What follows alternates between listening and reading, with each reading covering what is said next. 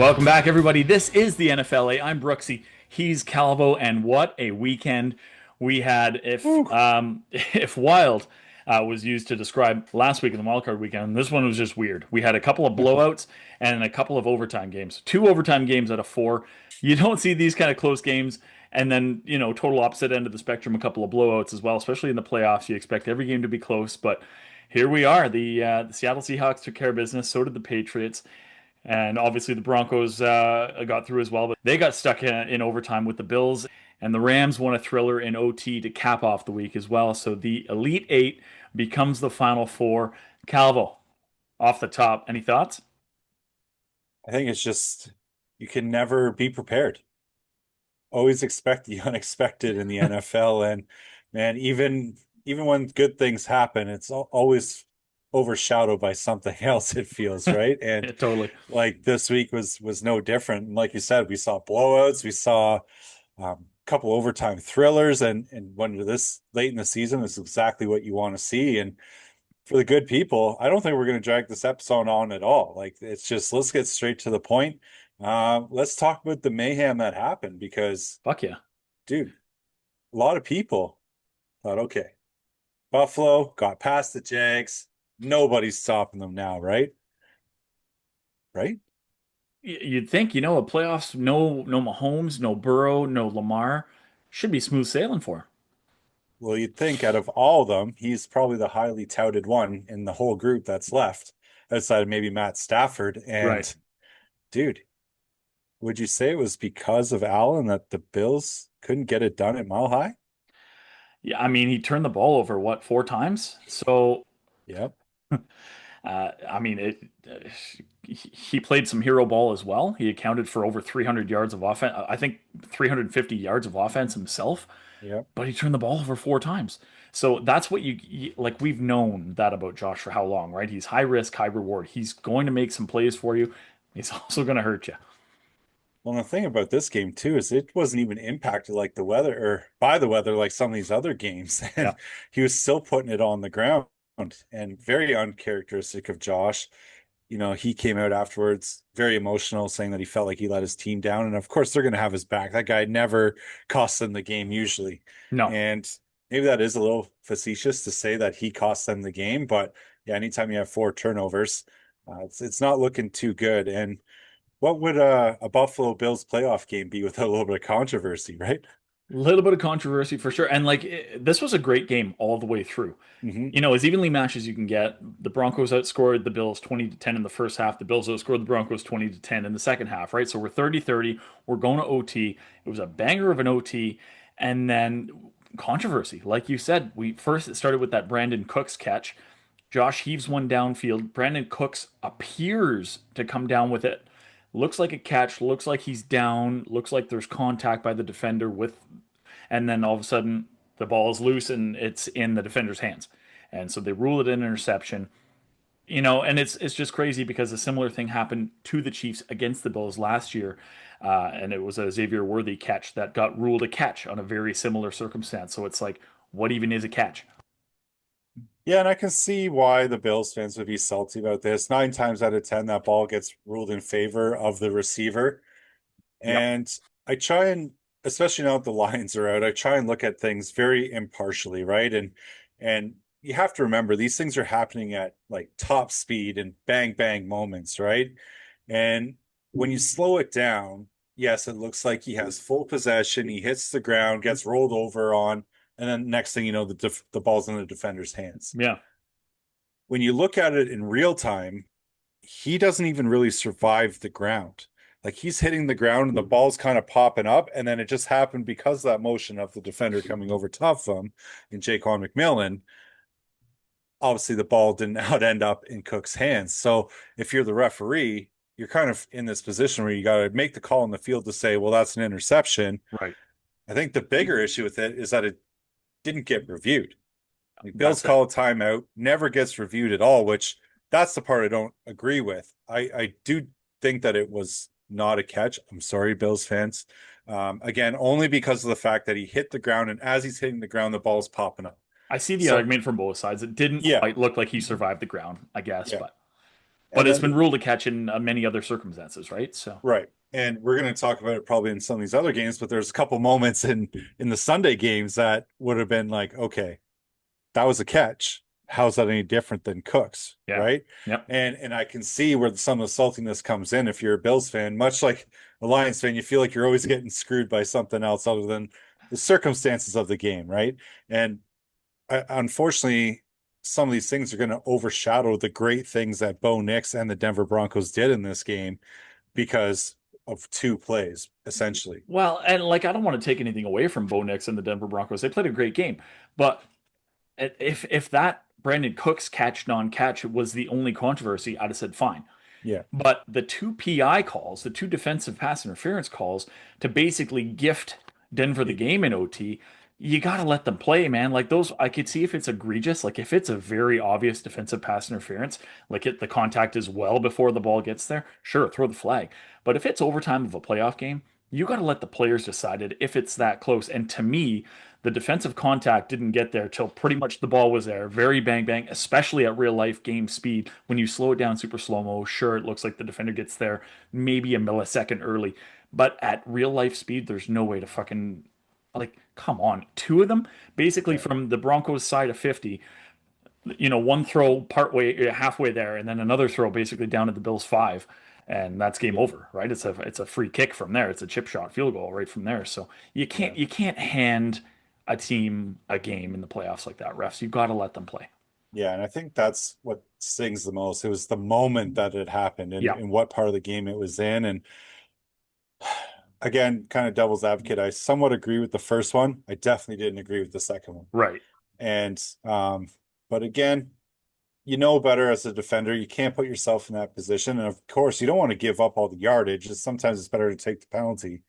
But yeah, at that stage of the game, I feel like sometimes the refs just gotta let you play, and whatever's going to be is going to be. And it always seems like the Bills lose on in situations like this, on calls like this. They can never just lose a game, right? It's always controversial. It's always on a a weird kind of call that could go either way, right? So again, the Bills are heartbroken, and it was tough to see Josh in the post game, right, crying like that, and his teammates are crying, and it's like, what do we have to do, man, to get to a Super Bowl here? So Right?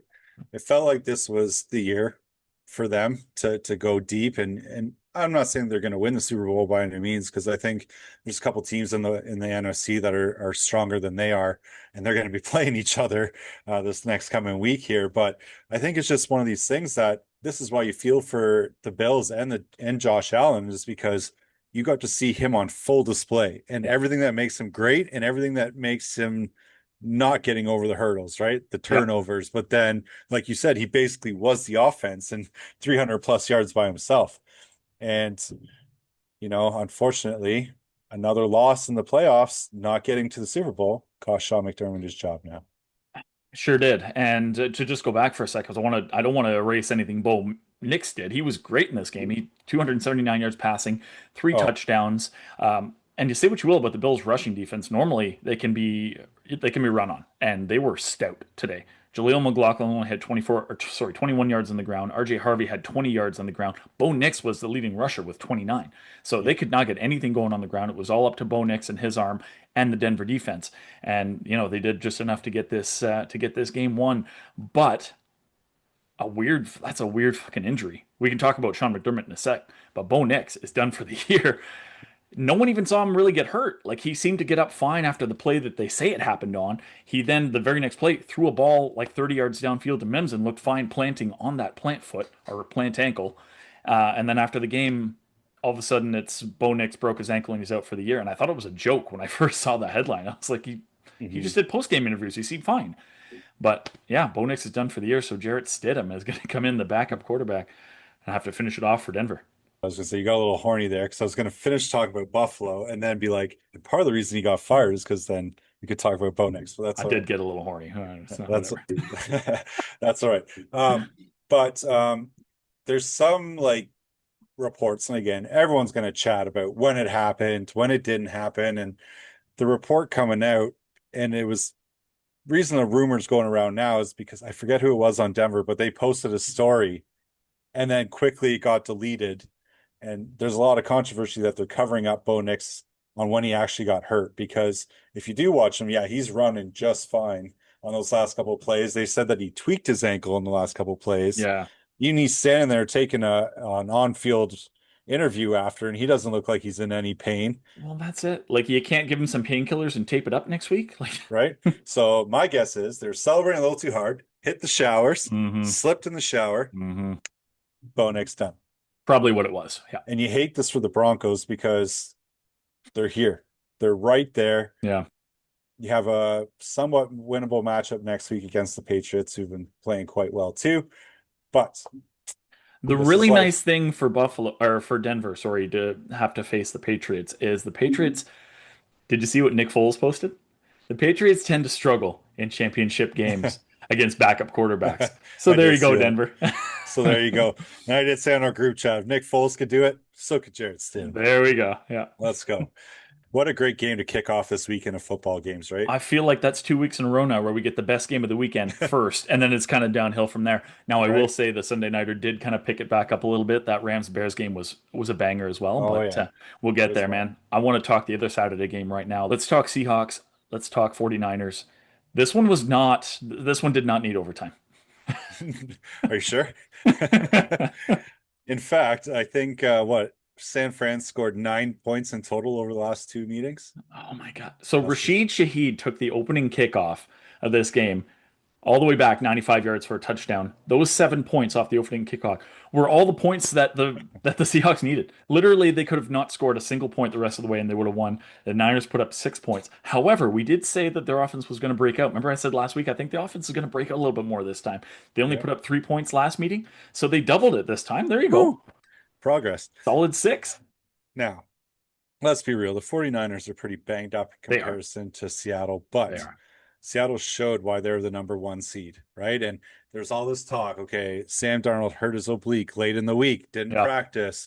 Can Sam Darnold show up in the playoffs? He tends to not do well Yeah. when he is there, and I think he put all those doubters to bed because Sam Darnold was great. Seattle was great. They ran the ball down their throats all game long. Like Zach Charbonnet, unfortunate for him, tore his ACL. But man, Kenny Walker was like, you guys don't even need another running back. Just give me the ball. That's it. And Well, I there think was a that TD was drive to cap off the game where it was just all Kenneth Walker runs. Why pretty throw it? much Just hand it to him every right. time. Yeah. Exactly. No need, right? But it just goes to show you, like, that was probably Kenny Walker's best game of the year, like by far.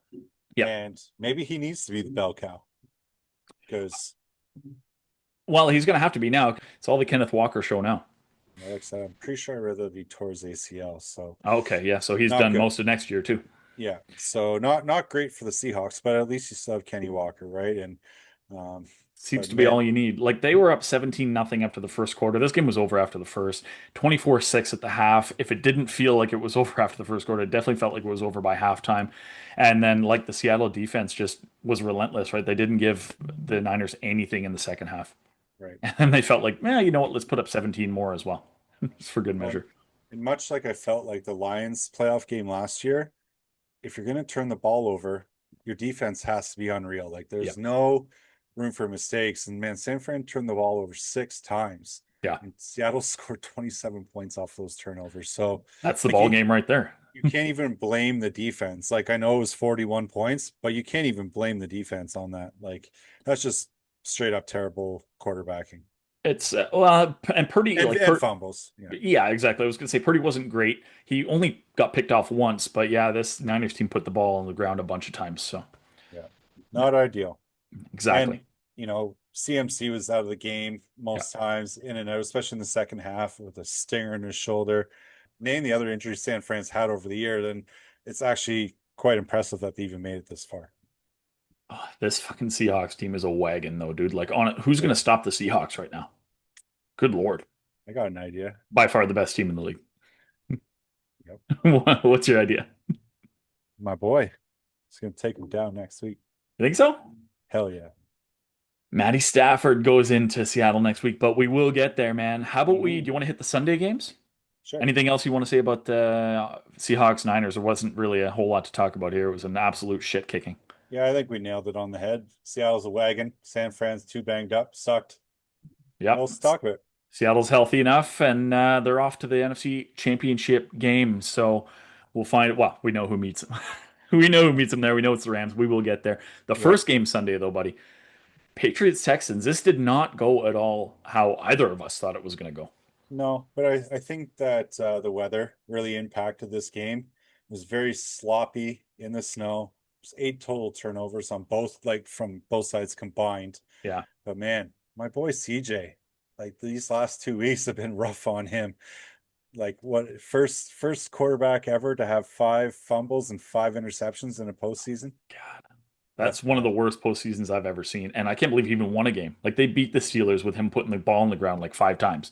I know. So Well, it just goes to show you how great that defense is. yeah, Because this game, even though it ended 28-16 for New England, yeah, probably could have easily been about 50.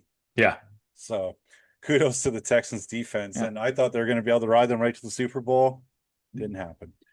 Well, the Texans defense is so good, but there's only so much you can do, right? There's only so you can only carry Stroud so far, and if he keeps giving the ball back to the other team, like man, if you can't ever get off the field, what do you want Oh to yeah. do? Like the defense is good, but it can't do everything. And it's not even just Stroud. Like Woody Marks put the ball on the ground in the red zone. So when Mm-hmm. you get close like that, you're hoping for at least 3 points, and to come away with nothing and give them the ball back is just like they're just shooting themselves in the foot. And yes, it was a snowy, sloppy, kind of gross game. Hard to hang on to a ball, but at this level, there's not really much of an excuse. You got to get the job done, man. Yeah. This is playoff football. You know what to expect coming into January. Yeah. And it's not to make any excuses for Stroud, but no Nico Collins. Obviously, Tank Dell was missing all year. Yep. Joe Mixon didn't even play the whole year. Dalton Schultz left this game too. So your weapons slowly went away throughout the whole course of the year or in the playoffs. And but again, there's no excuses for turning the ball over that many times. Like you need to focus in here and check down the ball if you have to. Don't be making these crazy like I think he had 3 plays in a row that went to Xavier Hutchinson and 2 of them got picked. Yeah. And the last one should have been. It just got overthrown a bit and luckily went over everybody's head. Yeah. Exactly. But like it's just I hate it because I love CJ so much, but like this is where your career is defined. It's not in the regular season. You can win a million games in the regular season. Nobody cares. Look at Josh Allen. Great in the regular season, can't go deep in the playoffs. Well, and Stroud finished the year so strong, right? Like, what did Houston win? Like 8 in a row or something coming into the playoffs, 9 in a row, something like that. And Stroud Yep. was on fire. Like, he came in looking to prove everyone wrong. And now I think there's some serious questions about him. Right. Well, you can't be at halftime debating whether your 23, 24-year-old franchise quarterback should be sat for the backup because Yeah. you can't do shit. Like, this is, this is the playoffs, man. Yeah. You're in the divisional Playoffs. round of the playoffs. Like, what are you doing? Honestly. And I made a joke on our group chat, like, who would have thought the only way to beat the Texans would be to score on their offense? And I think they had a couple, at least one pick six, and then I don't even know what's going on. Yeah. Defense doesn't give up anything. So if you're going to score points, do it on the offense for sure. Right? But like for his part, Drake May, he was okay. He wasn't great. Like the Texans defense obviously is the Texans defense, and they're good. They stopped May enough, but Yeah. there was a couple drives where May was able to, quick strike offense, right? There was a couple of TD drives that were like 3 minutes or less. There was the pick six. Like here's where it gets me. Like this game was kind of close. The Texans were up 10-7 in the second quarter. They then went and forced a punt from New England. So things were looking good. They're about to get the ball back up three. And then the very first play of that drive is the CJ Stroud pick six. And then it's just kind of downhill from there, right? So Yeah. just let it get away from them at that point of the game. And after looking okay, so I guess maybe the snow started coming down a little bit harder at that point, right? But Oh yeah, it was pretty nasty there by the end of the game. But yeah, like much to your point, like Drake May was solid. He wasn't spectacular, but much like the week before with Aaron Rodgers, like May had little to no time to throw that ball. yeah. And especially in the first couple quarters, like it felt like within 2 seconds that ball was getting released. So um against that D, you have to move it. And you're probably not going to have your most spectacular game against them, but did enough to get it done. The two MVP frontrunners, I guess we'll say, pretty much a two-horse race at this point. Drake May and Matt Stafford, both in action on Sunday. So Drake May gets the win. He's off to the AFC Championship. Matt Stafford, gets the win. Hard fought one. This one looked dicey for a bit, especially with some Caleb Williams magic. But Matty Stafford and the Rams are off to the NFC Championship. The two MVP candidates might meet in the Super Bowl. right? And like you said, what a hell of a game. And these Sunday games, like, yeah, I know Houston got beat up a little bit, but man, when you're playing these games in the weather in the middle of the playoffs, it makes for some sloppy but exciting football too, right? Like as much as you don't want to see the ball get put on the ground, there's something watching these guys scramble in the snow to pick that ball back up. Totally. Um and yeah, like you said, another victory for the Rams to move on to face Seattle. And who'd have thought that the Bears would just give the Rams all they can handle? It looked like the Rams had it done. They scored late. And then, yeah, like you said, the Caleb Williams magic took over. And why don't you tell the good folks, if they didn't see it, what that was all about? Okay, so like let me set this up for you. Like this is a great defensive battle. It's 10-10 at halftime. It's still 10-10 through the third quarter. So we're just slogging it out here in the cold weather in Chicago. The Rams, like I said, the Rams finally broke through with that 15 play, 91-yard drive to eat the first 6 minutes of the fourth quarter. But then what do the Bears do? They respond with a 6 minute drive themselves. They get all the way down to the Rams, too, and then they turn it over on downs. What do you do? Like, you get to the two, you get to the two, and you got to get that in the, you got to get that ball in the end zone, man. What? Mhm. Come on, right? Yep. Or at least kick the field goal. At least kick the with so little time left on the clock, though. I mean, I Mhm. get not doing that. However, they force a punt on the ensuing Rams possession. They force a punt. They get the ball back at the 2 minute warning. Caleb gets down to the red zone again and gets, stopped a couple times. So it's fourth down. He's scrambling. He runs back about 15 yards. They call this a 14-yard touchdown catch. It must have had about 35 air yards because he ran back to like the 30, launched this thing up. Cole Kmet in the back corner of the end zone at the end of regulation. Pure magic. Tie game. We got OT. This was crazy. And it just feels like the Bears had so many wins like this all year long where it's just crazy last minute comebacks. They did it last week in the first round of the playoffs against Green Bay. They scored 25 in the fourth quarter to come all the way back. Mhm. Some more Caleb magic, force OT, but what happened here, buddy? Well, Rams get the ball to start OT, proceed to go 3-and-out. Not what you want in do or die situation, Well, right? and it just lent more to the feeling that, oh shit, like these Bears are destined for this, right? Right. Well, guess what? Here come the Bears. They're driving. It's looking inevitable. Yep. They're going to come away, at least get into field goal range and kick that sucker home. Guess what? Caleb Williams airs it out, and the Bears did not catch the ball. Who did? Intercepted by the Rams. What a crazy, crazy way Wild, yeah. to get the Just possession back. And then, of course, the Rams get down far enough to kick a field goal and win this in OT. this, like the Bears all year were living and dying by the turnover and by the big play. And you knew, you saw Caleb get across midfield and you're like, he's going to air it out at some point. He's going to look for the big play. Sure enough, he tried to throw it, 35, 40 yards downfield. Nothing doing. Gets picked off. Rams get themselves back in field goal range and finish it off. So great fucking game. Like this was so fun to watch. Such a battle back and forth defensively, but the offense making key plays here and there when they needed to, right? So this game I felt like had a little bit of everything. Yeah. I got a How So Pro for you then. Okay, just how Okay. pro am I? Let's go. Is that what it's called? I Just don't how, yeah, remember. I think so. Just how pro. Yeah. You are Ben Johnson. Okay. You just score that touchdown at the end of the game. Do you go for two? No, no. I think when the overtime rules have been changed to allow both teams to get a possession, Mm-hmm. you can't. No. You can't risk blowing it there.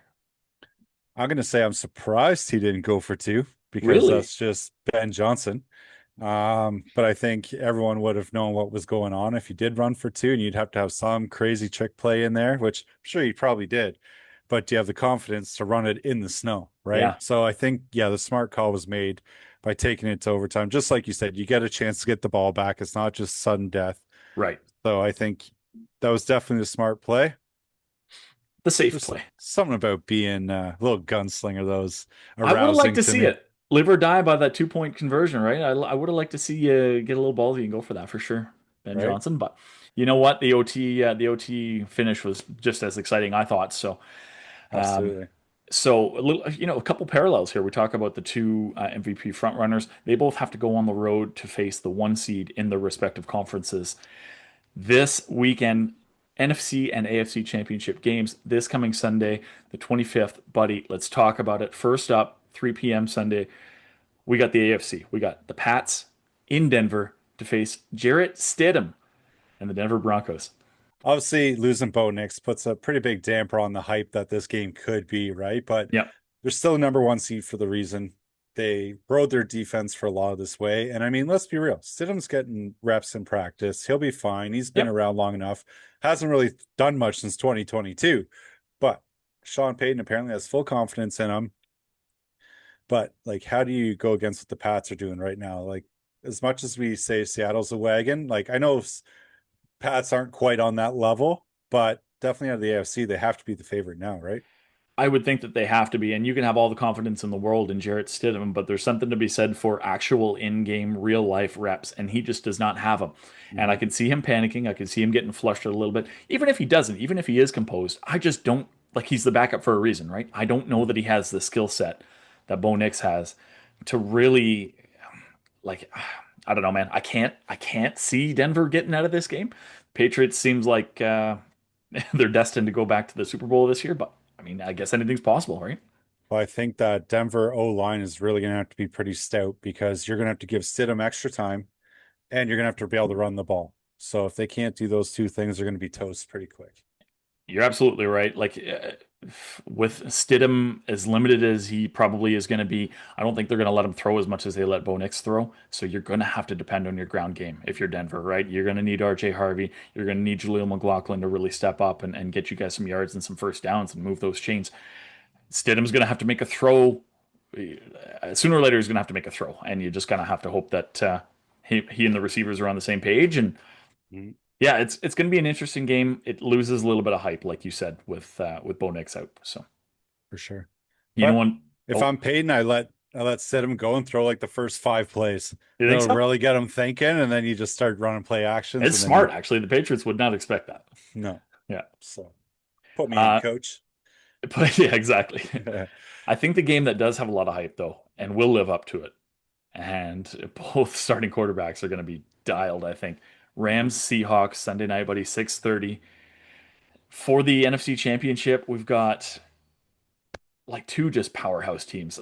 These are probably the two teams that deserve to be here. Would you agree? Oh yeah, totally. I mean, I still think the Rams are the best team in that division, but what I do love about this matchup is there's no shortage of bad blood. They see each other twice a year. There's going to be no surprises. Um, we'll see how the weather's going to be in Seattle.